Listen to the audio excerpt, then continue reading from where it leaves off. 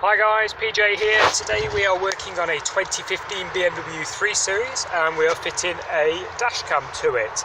This particular car is a little bit more troublesome than most because the fuse box is located in the rear of the car. If you are fitting a dashboard camera, you would be advised to get an accessory pack, such as this one by Nextbase, available from Amazon and eBay and obviously Nextbase Direct. In the pack you get these parts. Power cable to your camera, which replaces the one you click into your cigarette lighter, plus and minus on the end there, which obviously is your power feed in your earth, and you get these little fuse spurs. Now you get two different ones. You get mini blade fuse and you get the older style big blade fuse. Yeah, the BMW 3 Series uses mini blade, which is this one, and as you can see it basically plugs into where a fuse comes out and doubles up the socket so that you can put two fuses into one socket and therefore have an ignition switch power supply so the camera goes on and off when you start and stop the car. You also have a little filter, a little ferrous one there, and you wrap that round your power cable to stop any interference with your radio. Moving on to where we actually put the power cable. Okay.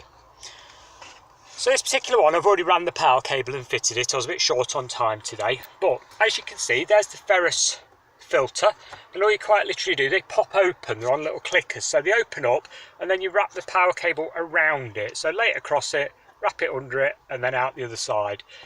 And it quite literally, it's just got the cable wrapped around it, look, nice and straightforward there. Plug your power cable into your camera. And then your headlining at the top here is quite flexible, yeah? You can normally put your fingers underneath it to a degree, he says, struggling. There we go. Don't pull it too much, you know, don't go at it like a bull at a gate, it's only flexible. And all I've done is tucked it up quite high. And I've wrapped a couple of little cable ties around the cable and put some electrical tape around them to stop them having sharp edges digging into the headlining.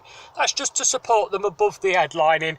Because let's face it, British roads have a lot of potholes and the last thing you want is your power cable falling down in front of you while you're driving along. So let's tuck that back up there. So we've tucked it all the way along, from here, right along, follow it across carefully, like I say, don't pull it too much.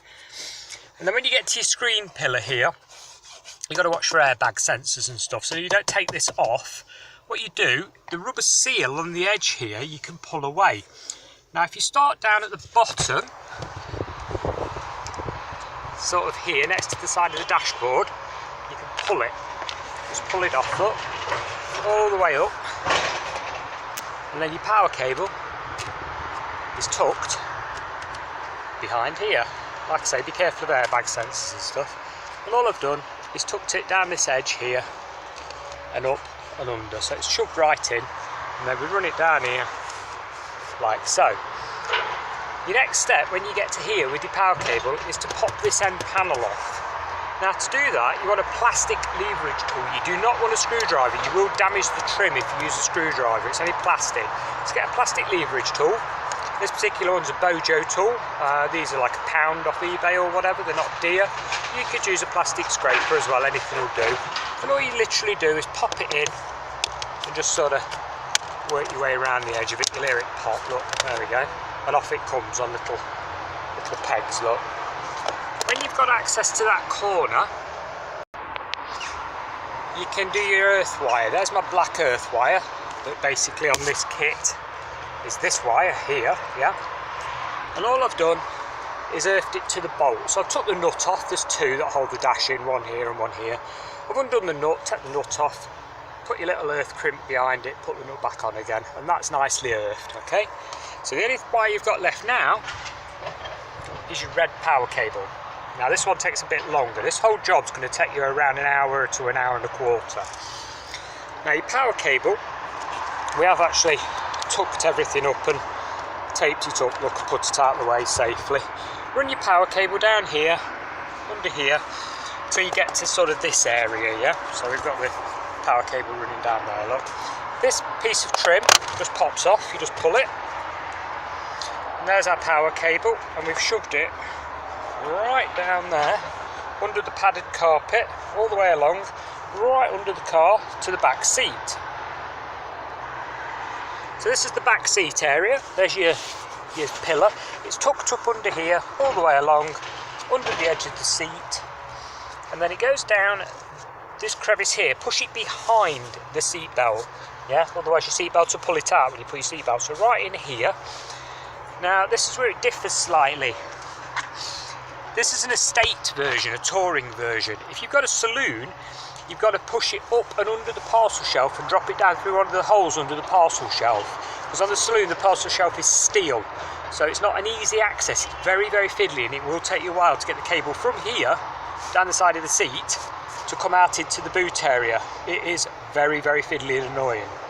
Obviously, if you've got a touring like this, just fold your seat down, like so. And if you pull your boot floor up, there's this area, yeah? Pull that up, like so, and there's your fuse box. Nice and handy, yeah? So then we're looking at our fuse and power cable. So this part of the installation, yes, you are looking at climbing into the boot. Not ideal if you're as old as I am, getting in and out of the car boot, but there we go. Now, you will need a multimeter, such as this, or one of the little screwdrivers with a light in the end, because you're going to need to test the top of the fuses where the little metal bits are. You're going to get your probe or your screwdriver and just test it. Yes, so touch the top and make sure it's reading 0 voltage, okay, with the ignition off.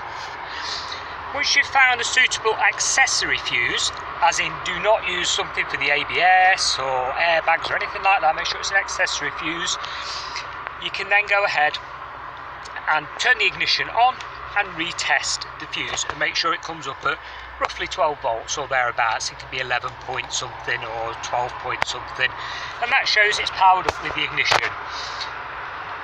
After that, turn your ignition off again, fuse should go dead. Now this particular car, and this will vary on year and specification of the vehicle, I'm using a red 10 amp, second from the end here. There's a 5 amp, a red 10 amp and a 15 amp blue. And all we've done is push the 10 amp into the fuse spur like so. So the 10 amp there runs the original circuit and the little 2 amp runs the camera. And your 2 amp and your 10 amp both sit in the original socket like so, supplying power to the camera with the ignition going on and off.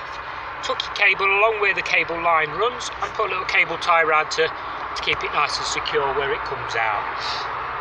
After that, you are looking at going back to the cabin of the car. So back at the front of the car, pop your end panel back on. It just clicks on, shoves in at an angle and clicks on. Can't really get that wrong. Push your rubber seal trim back on. When you come back to this piece that you've taken off on the sill, you notice all the little clips have popped off like mine has here. Quite annoying, a bit fiddly. Get yourself something that will go under them, right underneath them, and just sort of pop and they come off like so. You would probably need to do all 4 like I have. There we go. There are proper trim tool removals for this procedure, but generally long nose pliers will do the job. They are quite sturdy. And all you're going to do is slide them back in where they came from. You only go one way, like so. Okay, so when you click them all back in place, you can then get your plastic trim, pop it on, just line your holes up, like so, and click it in. All the way along, just tap, tap, tap, all the way along. Okay, so we've all the trim reattached, your camera's in, you've plugged it in, you've shoved your memory card into your camera, because it won't work without that. Let's turn our ignition on and see if the camera powers up. And yes, it does. On this particular camera, we've got a battery symbol in the bottom corner here. It's got a zigzag through it. That is showing you that the camera is powered from the ignition of the vehicle. Obviously the battery charges up, but you need it to go on and off with the ignition. Now I've got to point out at this stage that I'm not liable for any damage to your vehicle or injury to yourself by you following this guide. It's unfortunate I have to put these in videos, but in this day and age I'm afraid so. And that covers it. That is how you fit a camera into a BMW 3 Series. If you've got any questions on this car or any other car, it could be anything from a Ford Fiesta to a Bentley, just pop them in the comments below and I will try and answer you the same day. Thank you very much for watching and goodbye for now.